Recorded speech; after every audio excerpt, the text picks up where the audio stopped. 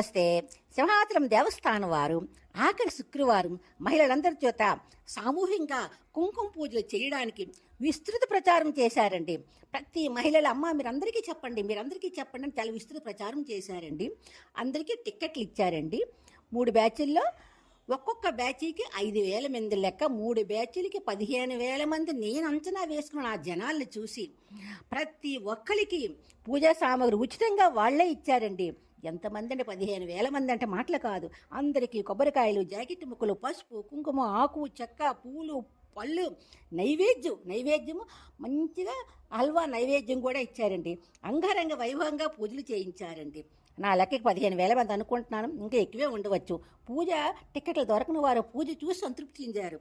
ఇంతమంది మహిళల చేత స్నేహభావం పెంపొందించి భక్తిభావం పెంపొందించిన సింహాచలం దేవస్థానం వారికి మనస్ఫూర్తిగా కృతజ్ఞతలు చెప్పుకుంటున్నానండి.